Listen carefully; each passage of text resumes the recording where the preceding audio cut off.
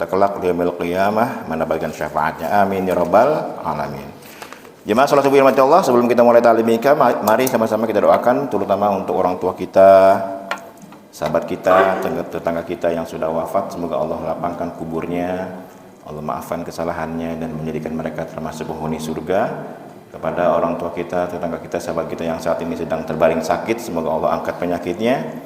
Dan yang sedang mengalami kesulitan hidup, semoga Allah berikan jalan keluar. Al-Hadiniyah, Al-Fatihah. Alhamdulillah.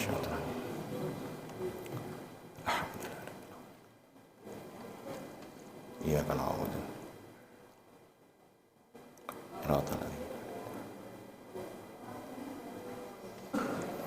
Baik jemaah sekalian Allah, alhamdulillah di sini ada infak ya. Ada 3. Yang pertama sebesar 2 juta rupiah. Akadnya dikhususkan untuk anak yatim dari hamba Allah yang tidak disebutkan namanya sebesar 2 juta rupiah. Kemudian sama dari hamba Allah untuk anak yatim dan du'afa, minta dibacakan surat Al-Fatihah untuk kedua orang tua kami yang telah meninggal dunia. Yang pertama almarhum Bapak Sutimin dan yang kedua almarhumah Ibu Surati sebesar 500.000 rupiah. Ya.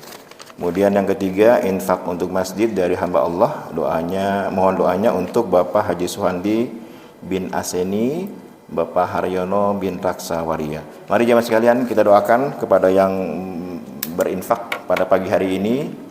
Semoga apa yang diniatkan terutama untuk almarhum, semoga Allah lapangkan kuburnya, Allah maafkan kesalahannya dan menjadikan mereka termasuk penghuni surga. Dan kemudian untuk niat yang lain, semoga Allah lapangkan rezekinya. Al-Hadiniyah, Al-Fatihah. Bismillah.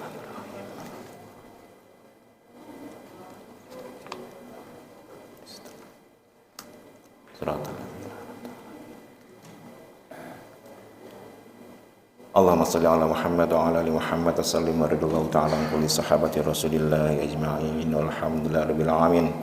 Allahumma yassir lahu umurahu, Allahumma yassir lahu umurahu, Allahumma yassir lahu umurahu, Allahumma ighfir lahum warhamhum wa'afihim wa'fu anhum, Allahumma ij'al qabrahum rawdatan min riyadil jinan wa la taj'al qabrahum hufratan min hufarin niran. Rabbana atina fid dunya hasanah wa fil akhirati hasanah wa qina adzabannar walhamdulillahi rabbil alamin.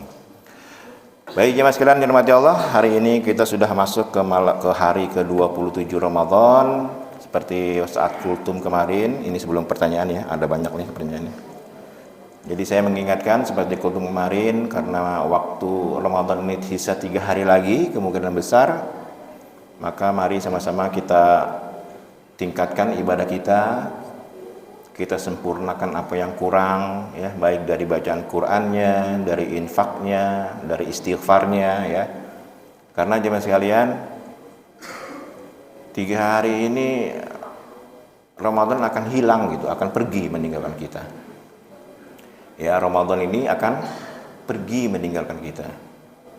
Orang-orang saleh tempo dulu itu kalau Ramadan ingin berlalu tuh sedihnya bukan main. Lebih sedih kehilangan anak, kehilangan istri. Kita kan enggak.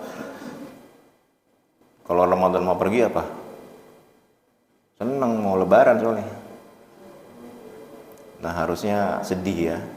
Karena kan kita sejak bulan Rajab, Allahumma barik lana fi Rajab wa Sya'bana wa balighna Ramadan, kan gitu doanya dari bulan Rajab. Minta gitu ditemukan umurnya, dipanjangkan umurnya hingga ketemu dengan Ramadan. Nah sekarang ketika Ramadan, banyak di antara umat Islam itu yang tidak memanfaatkan dengan baik. Rugi kita ya, rugi. Apalagi setelah ketemu Ramadan dosanya nggak diampuni, wah celaka kita. Jadi saya mengingatkan untuk diri saya pribadi dan untuk jemaah sekalian yang belum baca Quran, baca Qurannya. Kan kemarin saya bilang Quran itu surat cinta dari Allah, surat cinta. Kalau kita cinta Allah, baca surat-suratnya. Infaknya juga, ciri orang beriman itu adalah gemar bersedekah. Nabi itu di bulan Ramadan itu kayak asap ketiup angin gitu, gimana sih? Artinya itu menggambarkan bagaimana Nabi itu dermawan, apalagi di bulan Ramadan. Ya. Infaknya harus lebih sering, lebih banyak. Kan kebanyakan orang di masjid-masjid itu, saya kebetulan di Pamulang pengurus DKM, setiap malam itu habis tarawih ada laporan dari panitia saleran, istilahnya saleran malam ini sekian juta. Saya agak-agak takjub ya, gembira gitu bahwa Masjid Mujahidin itu jemaahnya sama kayak kita, jadi maju gitu. Tapi infaknya itu di akhir-akhir malah tambah banyak. Di akhir-akhir Ramadan itu malah tambah banyak.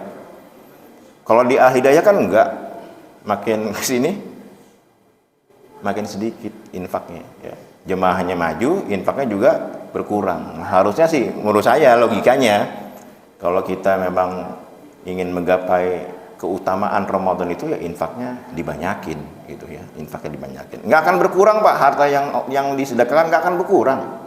Karena kebanyakan kita itu soal infak ya, soal sedekah cenderung menghitungnya itu secara matematis, menghitungnya itu dengan logika kita. Kalau Bapak punya 10, kemudian dikasih 1 kepada orang lain, punya 10 nih, dikasih 1 ke orang lain, sisa berapa? 9 hitungan kita, hitungan matematis itu 9. Tapi di dalam sedekah enggak seperti itu hitungannya. Kalau kita punya 10, 1 kita berikan pada orang lain, sisanya minimal jadi 19. Minimal jadi 19. Kenapa? Karena yang 1 kita berikan pada orang lain minimal diganti Allah 10 kali lipat minimal. 10 sampai dengan 700 kali lipat. Wallahu yudha'ifu liman yasha. Bahkan Allah bisa saja melipat gandakan. Cuman kita nggak yakin gitu aja. Ini sebenarnya kalau kita nggak yakin dengan janji Allah ini diragukan keimanan kita sebenarnya. Bapak yakin nggak kalau infak itu akan diganti oleh Allah dengan berlipat ganda? Yakin nggak? Kalau yakin infak itu. Kalau yakin infak sedekah. Dan yang terbaik dengan yang terbaik, jangan yang sisa. Infak itu yang terbaik, yang di Ramadan soalnya nih, yang terbaik jangan yang sisa gitu. Habis beli rokok ada kembalian, itu yang masuk untuk amal. Ya. Beli takjil ada kembalian, itu yang ditaruh di kotak amal, itu sisa. Bukan nggak boleh, boleh aja. Tapi di Ramadan sayang kalau kita infak itu dengan harta sisa ya. Lan tanadul birra hatta tunfiqu mimma tuhibbun. Nah, inilah gunanya kalau kita baca Quran tuh mengerti, paham maknanya. Sehingga ketika kita sedekah, bahwa kita ingat ada ayat itu bahwa sedekah itu harus dengan harta yang terbaik ya. Nggak akan kurang Pak, nggak akan kurang. Masa kita nggak yakin sih dengan Allah, nggak yakin dengan Nabi? Kan kata Nabi, manaqsa malun bisadaqah. Tidak mungkin kata Nabi, ini janji Nabi. Tidak akan mungkin harta itu berkurang kalau disedekahkan. Nggak akan mungkin. Yang ada bertambah. Itu cuman kita nggak yakin ya. Jadi ini masih ada 3 hari lagi, manfaatkan ya, baik bacaan Qur'annya. Yang belum pernah baca Quran, ya bacalah. Masa iya nggak baca Quran sama sekali? Kalau nggak bisa 1 juz ya setengah juz, nggak bisa ya 50 ayat, nggak bisa 10 ayat, nggak bisa juga 1 ayat deh. Masa nggak bisa baca Quran 1 ayat sehari? Kalau nggak bisa juga, ya kayak semalam saya tanya, kita mau nyembah siapa emangnya? Kita menyembah siapa? Kalau baca Quran sehari aja nggak bisa gitu, kita nyembah siapa? Gitu. Ada yang salah dalam diri kita itu. Ya. Malah masa alif lam mim, masa nggak bisa sehari doang 1 ayat? Saking ininya tuh ya, Yasin, Nun, 1 ayat ya. Bacalah Quran Pak ya, karena itu tanda kita cinta pada Allah ya. Kita jangan mengaku cinta tapi nggak ada buktinya. Bapak yang pemuda nih menyatakan cintanya pada seorang wanita, aku cinta kamu, cinta banget sama kamu. Tapi kan perempuan itu butuh bukti. Oke Mas, kalau cinta aku tolong dong jemput aku, hujan nih. Laki-lakinya bilang, waduh hujan, nggak punya mantel. Masa gitu cinta? Cinta mah walaupun banjir juga dijemput. Ya Bang. Kalau cinta gitu kan, ya, kalau nggak cinta ya nggak mau jemput. Nah itu jemaah sekalian ya, bukti cinta kita itu salah satunya membaca firman-Nya, membaca surat-surat cintanya, ya, sedekahnya. Kemudian yang terakhir, istighfar kita sampai mana? Mohon ampun kita kepada Allah di bulan Ramadan ini sampai mana? Jangan lewat begitu aja. Kalau lagi nganggur, ya istighfar lah. Terutama kalau di akhir-akhir Ramadan, i'tikaf itu, ya Allahumma innaka afuwun karim tuhibbul afwa fa'fu anni. Kalau malas baca itu, astagfirullah, astagfirullah, astagfirullah, gitu. Sehingga nanti kita keluar dari Ramadan itu bagaikan bayi yang baru lahir. Jangan malah nggak diampuni, ya celaka kita nih. Itu jemaah sekalian ya. Jadi infaknya terus ditambahin, buat baik untuk masjid, baik untuk tetangga. Mungkin lihat tetangganya kurang, sulit, langsung aja kasih tetangga, kasih tetangganya yang sulit tuh, ya.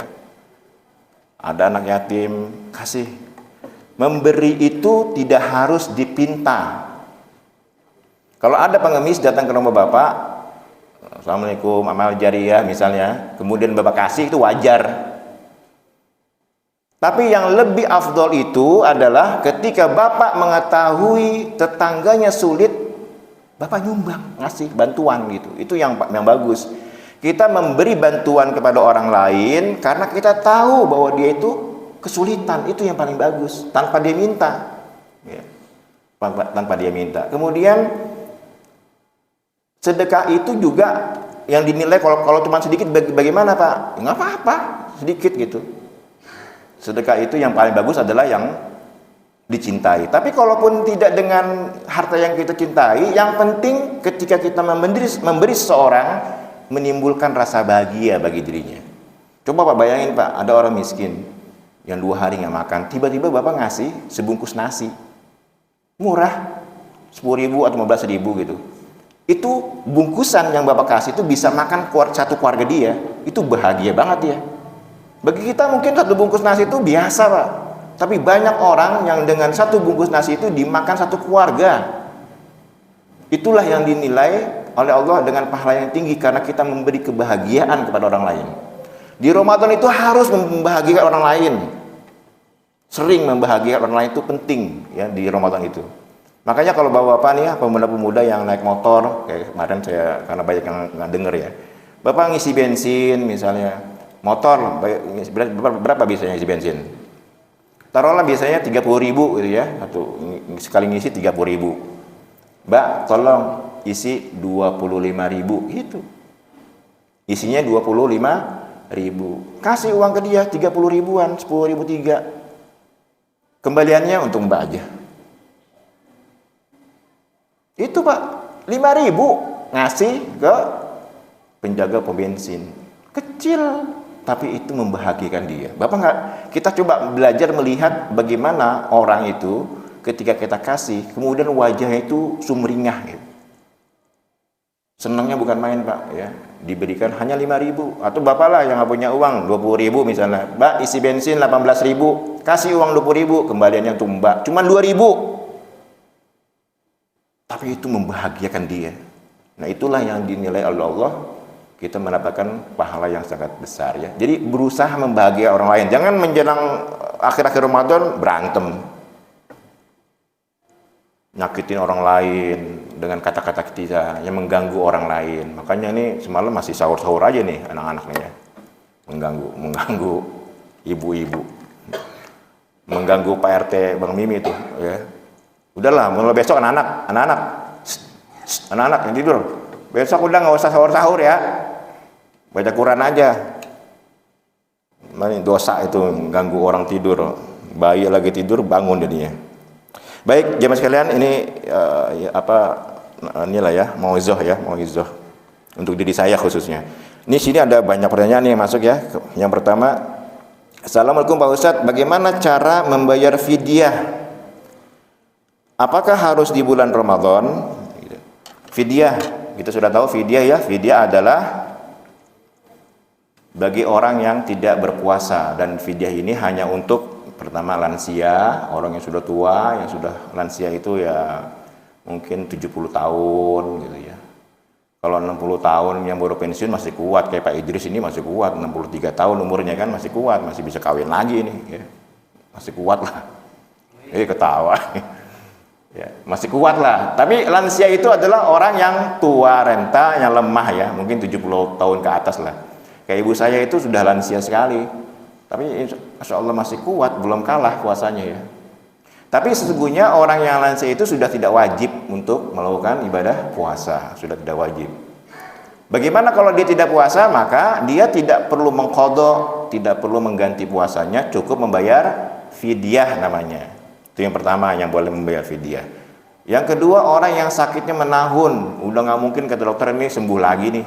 Padahal muda umurnya gitu, 40 tahun, tapi mungkin dia stroke, kemudian nggak bisa, udah nggak berdaya lah, udah nggak kuat untuk berpuasa, maka dia boleh tidak puasa, udah nggak wajib bagi dia puasa, cukup membayar fidyah dan nggak perlu mengqadhanya. Kalau kata dokter dia tidak mungkin sembuh ya. Atau ada lagi, ini ikhtilaf ulama, orang perempuan yang hamil dan menyusui, itu juga ada ulama yang selain mengqadha tapi juga membayar fidyah ya. Tapi menurut saya ibu hamil dan menyusui, apapun alasannya cukup mengqadha saja, nggak usah bayar fidyah. Tapi dia cukup harus mengqadha ya, membayar fidyahnya ikhtilaf ulama ya. Kalau memberatkan nggak usah bayar fidyah tapi qadha saja. Nah, bagaimana cara membayar fidyah? Fidyah ini ukurannya, gampangnya biar gampang kita paham adalah satu kali makan, mengenyangkan. Satu kali makan kita dalam satu hari yang mengenyangkan. Kalau kita mungkin 2 kali makan lah, ukuran 2 kali makan karena sahur dengan buka. Kita biasanya sehari itu makan berapa gitu ya. Misalnya sehari 20.000 misalnya makan. Maka setiap hari kita membayar fidyah sebesar 20.000. Bagaimana? Ini kan pertanyaannya, bagaimana cara membayar fidyah? Apakah harus di bulan Ramadan? Tidak harus di bulan Ramadan, tidak harus. Jadi Bapak misalnya dan fidyah ini nggak bisa dibayar duluan. Misalnya dari awal Ramadan, aduh saya kayaknya nggak mungkin puasa nih karena sudah tua, karena sakit. Saya bayar di depan aja deh di awal Ramadan gitu. 20.000 kali 30 hari misalnya 600.000, dikasih 600.000 fidyah, itu nggak boleh. Jadi fidyah itu dibayarnya di akhir, minimal setelah buka bayar gitu. Buka hari itu bayar 20.000, besok lagi buka bayar, nggak boleh. Ini ya 3 hari ya fidyah saya, untuk ke depan nggak bisa ya. Fidyah itu di akhir, atau nanti dikumpulkan di akhir Ramadan. Atau bisa juga kalau di akhir Ramadan belum punya uangnya, belum punya fidyahnya, boleh dilakukan di luar Ramadan, di bulan Syawal, kapan saja. Ya. Kalau misalnya sampai Ramadan lagi belum bayar fidyah, nggak dilipat gandakan kalau fidyah. Jangan mentang-mentang tahun ini belum bayar fidyah, tahun besok jadi double. Enggak, tetap aja. Ya, itu fidyah. Jadi itu hutang. Dan fidyah ini nggak bisa dikasih ke masjid, nggak bisa dikasih ke panti asuhan untuk bangun gitu, untuk pembangunan. Dia harus berupa makanan. Ya, fidyah itu tujuannya untuk mengenyangkan. Pokoknya untuk mengenyangkan, boleh uang, boleh itu, tapi untuk mengenyangkan, untuk makan orang ya. Jadi hanya untuk fakir dan miskin saja ya. Kemudian ini ada lagi pertanyaannya berikutnya hampir sama nih. Oh, ini tentang zakat. Bolehkah zakat fitrah diberikan kepada orang tua atau adik? Ya, mungkin ini hubungan dengan fidyah juga. Nah, bagaimana kalau fidyah atau zakat fitrah bolehkah dikasih ke orang tua atau adik, atau mungkin anak, atau mungkin paman? Gitu. Nah, pada prinsipnya jemaah sekalian, fidyah atau zakat fitrah itu kan gunanya untuk mengenyangkan ya. Terutama zakat fitrah nih. Zakat fitrah itu gunanya untuk mengenyangkan. Jangan sampai pada hari raya ada orang yang tidak bisa makan, itu tujuannya. Dalam mazhab Imam Hanafi, zakat fitrah boleh dengan uang. Dalam mazhab yang lain harus makanan pokok ya. Tapi di Indonesia bolehlah, menurut saya boleh pakai uang, boleh pakai beras. Kesian nanti dia dapat beras, masaknya gimana? Lauknya mana? Sayurnya mana gitu kan. Nah, itu boleh. Makanya Imam Hanafi membolehkan menggunakan uang ya gitu. Bolehkah dikasih ke orang tua, ke anak? Pada prinsipnya kalau dia termasuk fakir miskin boleh. Tapi kalau menurut saya kayaknya kalau anak ngasih zakat fitrah ke orang tua, jangan ke orang tua lah kalau zakat fitrah tuh. Masa anak ngasih zakat fitrah ke orang tua gitu kan? Kalau ke orang tua mah THR, bukan zakat fitrah. Zakat fitrah berapa sih sini? 40.000, 45.000, 50.000 lah. Masa iya kita ngasih orang tua 50.000? Jangan, bukan nggak boleh ya, tapi kalau orang tua jangan zakat fitrah. Zakat fitrah kasih kepada orang miskin, baik itu saudara, adik, kakak boleh. Tapi dengan syarat orang yang kita kasih itu bukan dalam tanggungan kita hidupnya. Bapak nggak bisa ngasih zakat fitrah ke anak, anaknya masih tinggal dengan kita gitu, masih kecil. Karena kita kayak Pak Yudi misalnya kan, bayar fidyah nih misalnya, contoh aja nih ya, bayar fidyah, biar uangnya nggak kemana-mana dikasih ke anaknya misalnya, atau dikasih adiknya gitu, muter-muter aja di situ ya. Kecuali anaknya sudah pisah, dia sudah berkeluarga, kemudian kondisinya miskin gitu kan, nah boleh orang tua bayar zakat fitrah atau fidyah ke anaknya itu yang sudah pisah rumah gitu ya. Pokoknya kalau dia masih dalam tanggungannya, yang bayar zakat fitrahnya siapa? Ya orang tuanya. Kayak siapa? Pak Agus misalnya kan punya anak. Nah, itu anaknya zakat fitrahnya Pak Agus yang bayar. Tapi jangan bayar ke anak juga. Nah, ini nih ya, zakat fitrah ya dari ayah. Ya bagus ya. Jangan ngasih ke anaknya zakat fitrahnya. Itu uang jajan, bukan fitrah itu. Termasuk zakat mal. Zakat mal juga nggak boleh dikasih, misalnya gini, ini contoh banyak kasus nih. Ada orang kaya punya perusahaan, ya, orang kaya punya perusahaan, punya karyawan dia kan, karyawannya ada 20 misalnya, kan harus dapat THR tuh. Sementara perusahaan itu harus mengeluarkan zakat. Dihitung-hitung zakatnya, misalnya zakatnya, wah perusahaan karena besar dia harus mengeluarkan zakat sebesar 50 juta misalnya. Akhirnya 50 juta itu dibagikan ke karyawannya, ini ya THR dari saya. Padahal itu bukan THR, itu adalah uang zakat bosnya, nggak boleh. Nggak boleh. Itu berarti dia ngasih uang THR, uang THR itu sebenarnya milik dia, milik karyawannya gitu. Jadi zakat mal itu hak orang miskin, hak pegawai yang miskin itu. Kalau kita ngasih ke dia, berarti ya kita ngasih uang dia, ya. THR-nya belum, jadi harusnya double, THR juga, zakat malnya juga, jadi double karyawannya dapatnya. Ya, jadi nggak boleh mengambil THR dari zakat mal bos, nggak boleh, karena zakat mal itu bukan uang bos, bukan. Jadi bapak nih kayak misalnya gaji nih, punya gajinya misalnya 1 juta, contoh aja gaji 1 juta, ada 25.000 bukan milik kita, milik orang miskin, milik orang fakir miskin. Nggak boleh 25.000 itu diambil sama kita, dimakan, nggak boleh, karena itu punya orang lain. Mas Soto nih punya proyek, ya kan, terus untung gede dia banyak gitu kan, kemudian ada zakatnya kan, zakatnya digunakan untuk bayar tukangnya, nggak boleh ya. Untuk bayar gajinya gitu nggak boleh, gaji zakat ya, jadi nggak boleh di satu akad gitu ya. Jadi sekali lagi jemaah sekalian, bayar fidyah boleh di Ramadan, sebaiknya lebih cepat lebih baik ya, tapi boleh juga di luar Ramadan gitu. Kemudian zakat fitrah boleh gak dikasih orang tua? Sekali lagi kalau orang tua jangan zakat lah ya, THR kalau ke orang tua.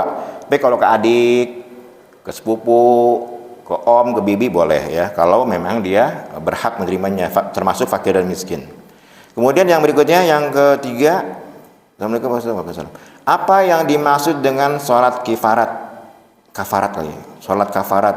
Kemarin saya membaca postingan ada sholat kafarat pada Jumat terakhir pada bulan Ramadan, katanya untuk mengganti atau mengkodok sholat yang pernah ditinggal. Ya, ini kemarin saya juga lihat nih ada beberapa meme itu apa namanya, postingan tentang sholat kafarat ya.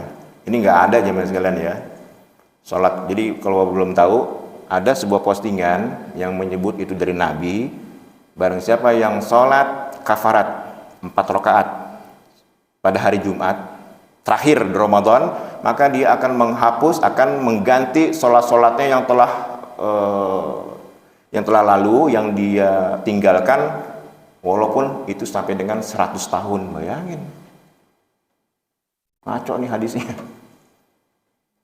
Jadi sholat kafarat itu begitu, diyakini kalau dia melakukan sholat sunnah 4 rakaat tanpa tasyahud, 4 rakaat tanpa tasyahud awal.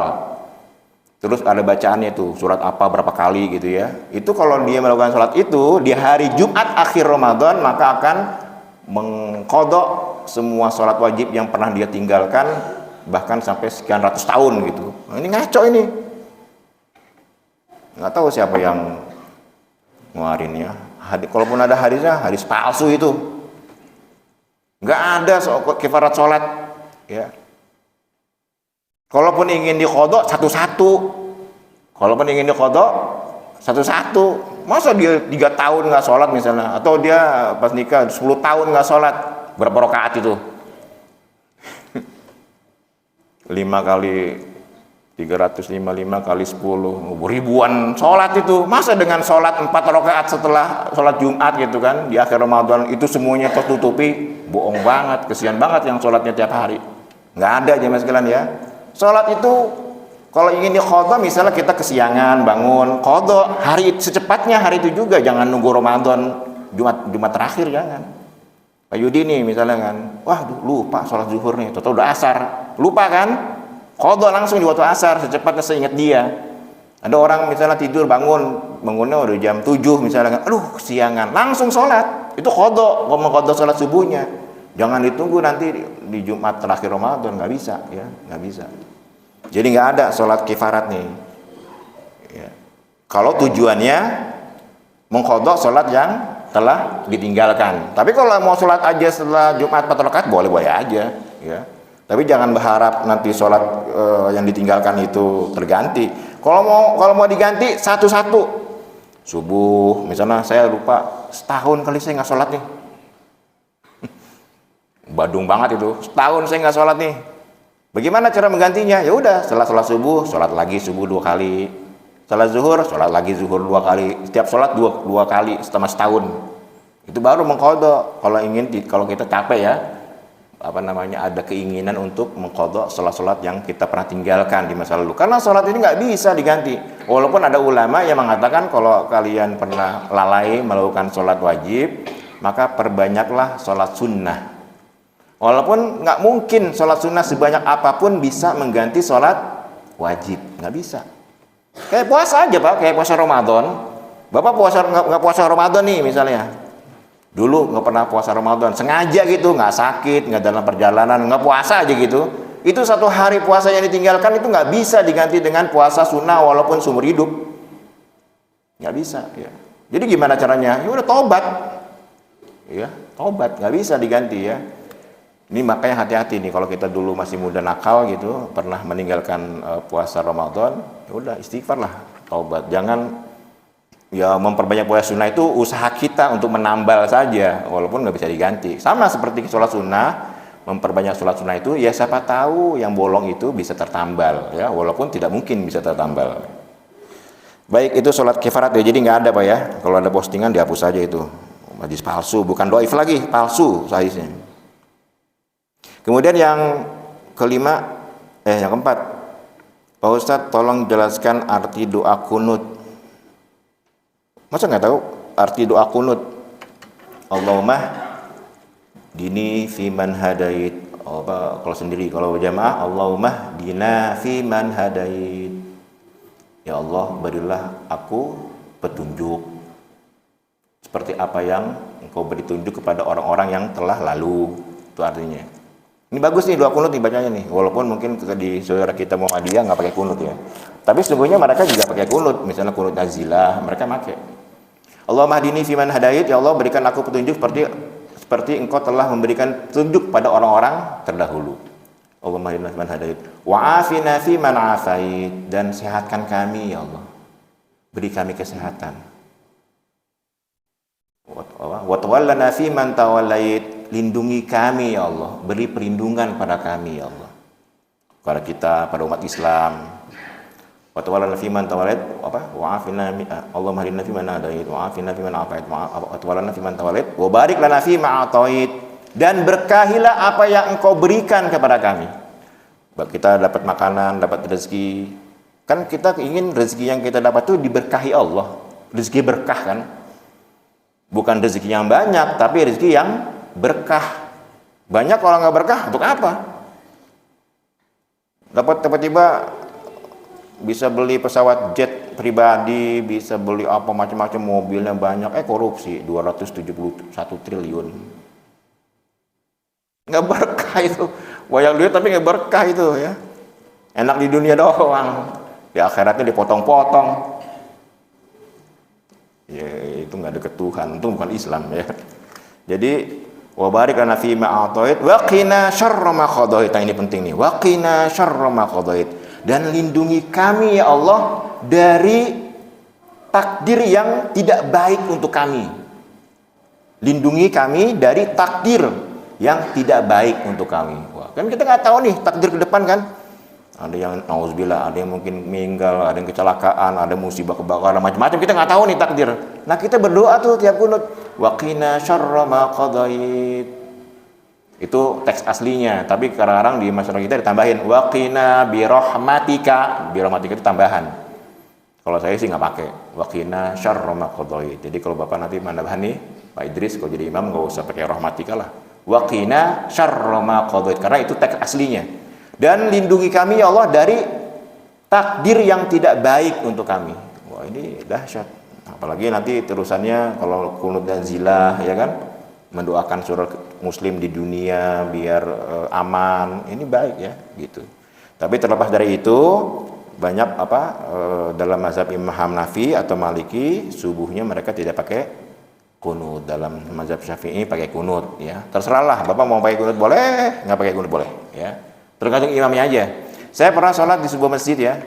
Jadi waktu ngisi kuliah subuh itu kalau karena masjid baru saya nanya sebelum jadi imam, diminta jadi imam saya kan, pakai kunut gak? Jawaban jemaahnya apa? Terserah imamnya. Terserah imamnya. Keren tuh masyarakatnya. Kalau di sini di sini ada ustadz lain gitu dari luar, dia suruh imam misalnya kan, Pak Idris suruh imam nih, harusnya kan Pak Idris lebih berhak kan, karena orang asli. Pak Idris nyuruh ustadznya, nanya dia, Pak Naban pakai kunut gak? Jawabnya apa? Pakai pasti kan? Pakai. Ya karena di sini memang biasa pakai kunut, bagus nggak apa-apa. Tapi di masjid itu ketika saya tanya pakai kunut gak? Terserah imamnya ustadz. Artinya apa? Kalau imamnya nanti dia tidak pakai kunut, maka jamaahnya ngikutin nggak pakai kunut.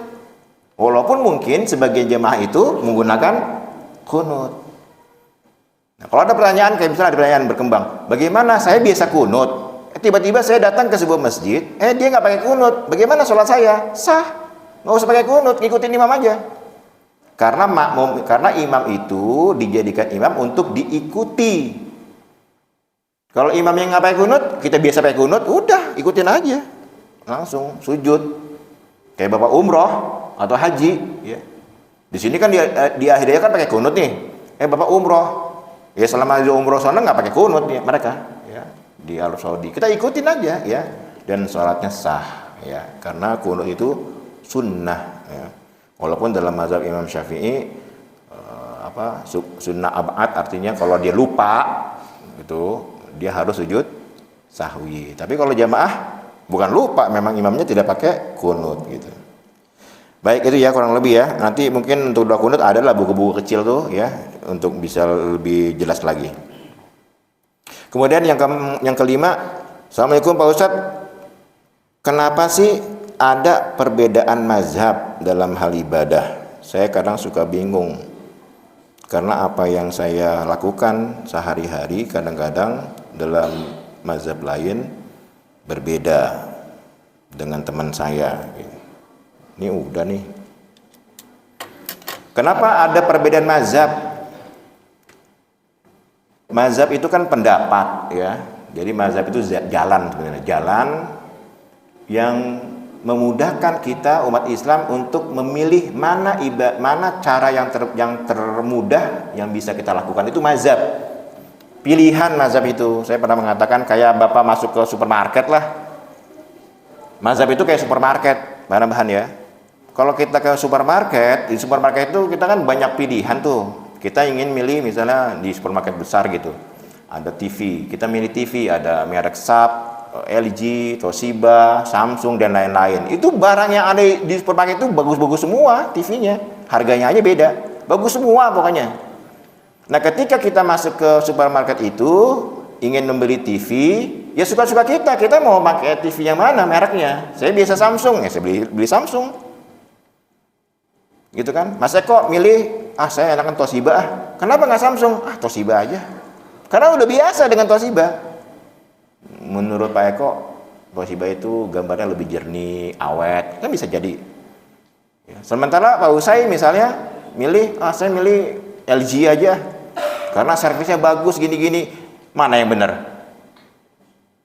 Ya semuanya benar.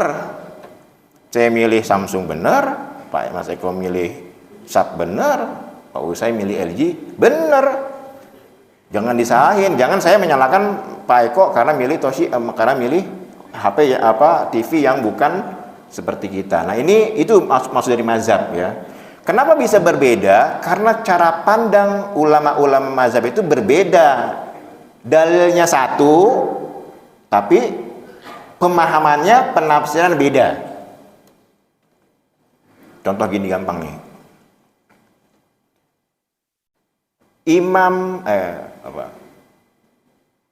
Imam tidak boleh memakai peci, koko dan gamis. Di Al-Hidayah, imam nggak boleh pakai topi warna putih, sorban dan gamis. Coba kalau saya tanya dengan Pak Eko, maksudnya apa? Kalau ada ungkapan imam itu nggak sah sholatnya kalau dia pakai peci, pakai gamis dan pakai sorban. Menurut Pak Eko, penafsirannya gimana?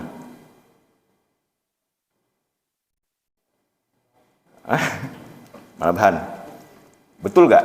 Betul nggak ungkapan itu? Tidak sah sholatnya kalau imam pakai peci warna putih, pakai gamis, pakai sorban. Betul gak ungkapan itu? Nah, ini ada dua penafsiran. Yang pertama akan mengatakan, ya memang gak sah. Masa orang lagi imam dia pakai peci, pakai gamis, pakai korban. Orang lagi imam kok Allahu Akbar, dia pakai peci, pakai sorban, pakai gamis, nggak sah sholatnya, bergerak dia. Tapi pemahaman yang lain mengatakan sah sholatnya, bisa saja. Kenapa? Karena dia memakainya sebelum sholat. Atau gini lah ungkapan lah, tidak sah bermakmum dengan imam yang ngerokok. Gimana pemahamannya? Jangan bermakmum dengan imam yang ngerokok. Betul gak? Ini ada dua penafsiran. Bisa betul, ya orang Allahu Akbar ngerokok, nggak sah. Tapi ada lagi yang bilang sah. Kenapa? Karena memang dia sehari-hari kalau nggak jadi imam ngerokok. Para is nih, kan ngerokok nih para is nih. Jadi imam, sah gak sholatnya kita? Ya salah, sah. Tapi kalau Pak Rais lagi imam ngerokok, ya nggak sah orang ngerokok kok. Nah itulah kenapa munculnya mazhab, karena apa? Beda menafsirkan sebuah teks redaksi baik dari Quran ataupun dari hadis. Tidak sah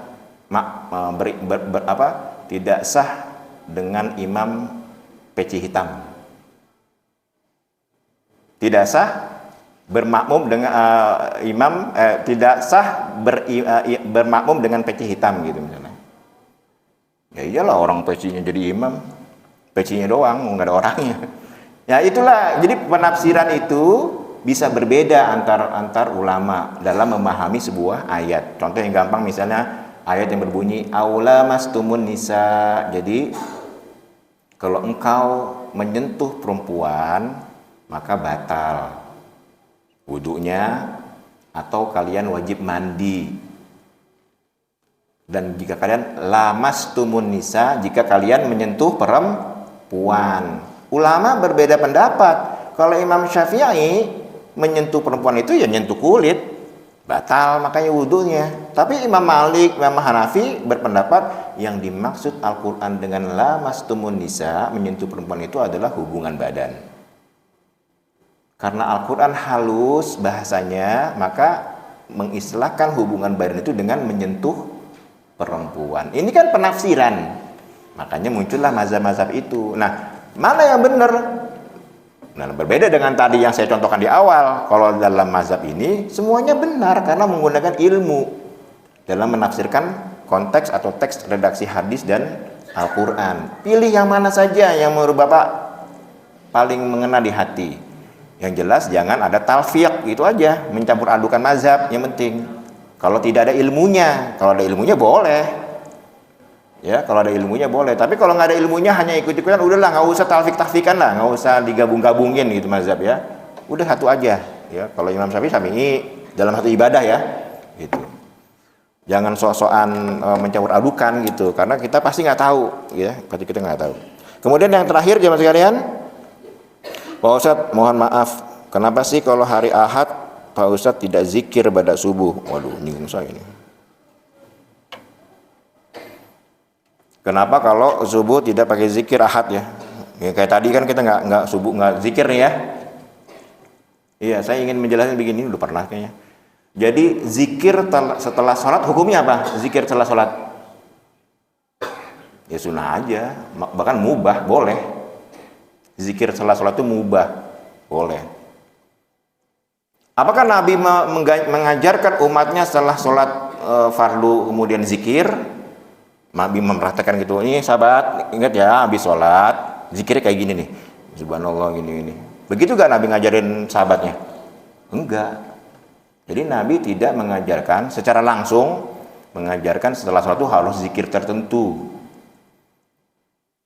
Tapi ada beberapa sahabat yang mendengar, oh Nabi kalau habis sholat terus diem. Assalamualaikum warahmatullahi wabarakatuh, assalamualaikum warahmatullahi wabarakatuh, udah diem ya. Tapi ada sahabat yang mendengar, Nabi baca ini, oh Nabi baca ini. Ada lagi yang lain, oh enggak, Nabi baca ini. Nah, dari kisah-kisah atau hadis-hadis yang berkembang itulah kemudian ulama mengumpulkan redaksi zikir. Makanya zikir di Masjid Al-Hidayah beda dengan masjid yang lain, beda. Jadi pada prinsipnya itu zikir setelah sholat itu bukan rangkaian dari sholat. Tanpa zikir pun sholatnya sah apa enggak? Sah, karena itu bukan bagian dari sholat. Nah di kita karena dari dulu pakai zikir, ya sudahlah pakai zikir lah, jangan dihilangin. Tapi kan Bapak, maksud saya Bapak jangan heran ketika datang ke sebuah masjid, kayak masjid saya itu Pamulang, ya Masjid Agung Mujahidin di Pamulang itu, kalau habis sholat diem udah, nggak ada zikir. Assalamualaikum warahmatullahi wabarakatuh, assalamualaikum warahmatullahi wabarakatuh, udah diem, zikirnya masing-masing jemaahnya, ya. Dan rata-rata mungkin orang-orang masing-masing Muhammadiyah seperti itu, kayak di Al-Azhar gitu ya. Nah jadi zikir setelah sholat itu bukan rangkaian dari sholat ya. Nah kenapa di Al-Hidayah kan kita bisa zikir, tapi kalau di Ahad subuh kayak tadi kita nggak zikir. Saya nggak zikir, kenapa? Karena setelah ini kita ada kuliah subuh. Kuliah subuh itu artinya menuntut ilmu. Kan kita lagi menuntut ilmu nih, sambil iktikaf kan. Menuntut ilmu hukumnya apa? Wajib. Kalau zikir sunnah. Nah yang sunnah nggak boleh nyalain yang wajib, gitu kaidahnya. Jadi karena menuntut ilmu itu wajib, maka yang sunnah dikalahkan, lebih didahulukan yang wajib, gitu dalam kaidah usul fikih begitu. Makanya di pondok-pondok itu kalau lagi belajar ya, di pondok ini lagi ngaji, lagi belajar gitu, lagi taklim, lagi belajar, kan wajib tuh. Tiba-tiba azan. Allahu Akbar, Allahu Akbar. Bapak kalau lagi begitu, gimana? Kalau lagi azan, Bapak lagi rapat nih. Azan, apa yang terjadi? Diam dulu, jawab azan dulu ya. Kan gitu. Kayak Anis, mana di highlight videonya itu. Azan, diam, padahal lagi bicara tuh dia. Lagi workshop, lagi seminar gitu, azan, berhenti tuh karena dia harus menjawab azan. Nah di kalangan pondok kalau sedang belajar di kelas azan, terus belajarnya, terus gurunya ngajarin sambil jawab, nggak berhenti gitu. Kenapa? Karena menurut mereka menjawab azan itu hukumnya sunnah, belajar hukumnya wajib. Jadi dia mendahulukan yang wajib. Gitu Pak. Tapi kalau lagi rapat kan nggak wajib, berhenti dulu. Atau lagi nyanyi, lagi azan, matiin dulu tipnya. MP3-nya matiin dulu, karena itu nggak wajib. Pokoknya sunnah jangan sampai mengalahkan yang wajib. Makanya ulama-ulama tempo dulu itu, ulama sufi terutama ya, kayak sholat tarawih ini. Sholat tarawih, kan sunnah hukumnya. Maka dalam sebulan itu ada dia 1-2 kali tidak tarawih. Sengaja 1-2 kali tidak tarawih, disengajakan oleh dia, ditinggalkan. Kenapa? Karena itu sunnah. Jadi jangan, menurut mereka nih, kalau kita jangan, kalau kita tiap hari malam lah, jangan gara-gara gini alasan lagi nggak tarawih ya. Enggak, ini maksudnya udah ulama-ulama yang tingkatnya udah tinggi, itu mereka dia sengaja meninggalkan sholat tarawih karena dia sunnah. Jadi karena dia sunnah, memperlakukan sholat tarawih itu sebagai sunnah, bukan wajib. Tapi ini konteksnya beda dengan kita. Kalau kita ya haruslah sholat tarawih tiap malam. Orang nggak digituin aja nggak pada sholat kan gitu. Nah itu jemaah sekalian, dalam kaidah-kaidah usul fikih itu mungkin harus banyak kita ketahui ya, mana yang wajib. Kan kita udah belajar ada wajib, ada sunnah, ada mubah, ada makruh, ada haram. Nah itu kita harus paham. Mana yang harus dia dahulukan, mana yang harus ditinggalkan, mana yang harus lebih diproteskan, itu kita harus paham dalam kaidah-kaidah usul fikih ya. Jadi itu jemaah sekalian ya. Ini apalagi pada ini? Maksudnya gak?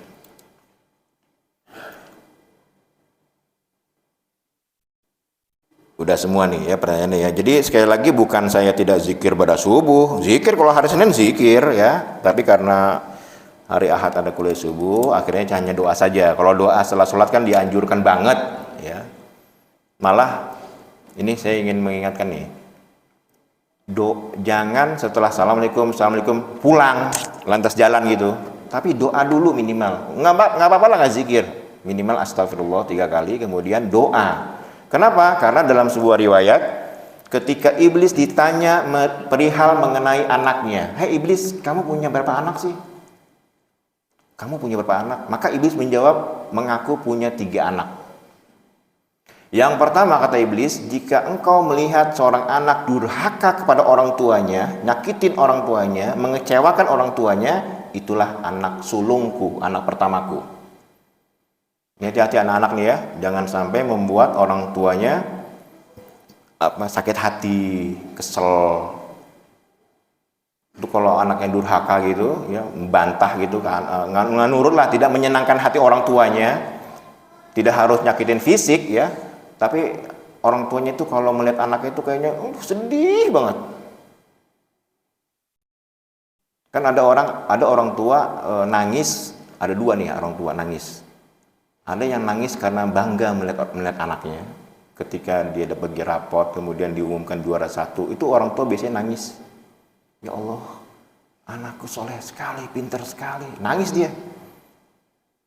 Tapi ada orang tua yang nangis karena kebandelan, kenakalan anaknya. Nah ini anak-anak jangan sampai sikap dia, akhlak dia membuat air mata orang tua jatuh. Nggak bisa mencium wangi surga nantinya. Bukan hanya nggak bisa masuk surga, mencium wanginya aja nggak bisa tuh. Anak yang membuat mata orang tuanya jatuh karena kecewa, itu dianggap oleh iblis anak sulungnya. Yang kedua kata iblis, jika engkau melihat ada penipuan dalam transaksi jual beli, orang dalam jualan menipu, itulah anak keduaku. Ini bapak-bapak yang ibu-ibu yang bisnis menjual harus jujur. Jangan bilang sepatu parung gitu kan, dibilangnya Cibaduyut. Jangan dukuh Ciomas dibilang dukuh Banten. Jangan dibilang duren parung dibilang duren Padang gitu. Medan nih menipu nih berarti nih. Kan diancam oleh Al-Quran lagi, wailul mutaffifin, celaka orang yang curang dalam timbangan. Sekilo di duku nih, saya pernah beli duku sekilo beli 2 kilo lah. Pas saya punya timbangan khusus kan, saya timbang mau sampai 2 kilo, cuma 1,5. Di sana sih 2 kilo, di tukangnya itu, wah curang nih dia nih. Itu berarti mengurangi timbangan ya. Jadi kata iblis, kalau engkau melihat ada penipuan dalam transaksi jual beli, itulah anak keduaku. Nah yang ketiga ini yang bahaya. Jika engkau melihat ada seseorang setelah sholat tidak berdoa, maka itulah anak bungsuku. Bayangin Pak, kita udah sholat, nggak doa gitu, dianggap oleh iblis anak bungsunya. Ya tentunya kita nggak mau lah jadi anak bungsu iblis. Maka minimal setelah sholat jangan langsung lantas jalan, tapi minimal istighfar 3 kali. Ya doakan orang tua lah. Doakan orang tua, itu kan ciri bakti kita pada orang tua adalah mendoakan, terutama setelah sholat, karena itulah waktu-waktu mustajab.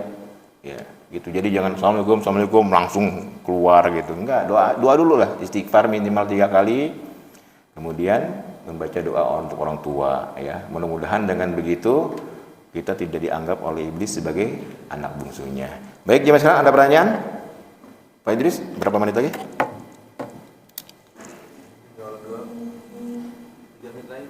Oh, masih ada. Oh, udah selesai, udah terbit, Teng. Udah terbit ya.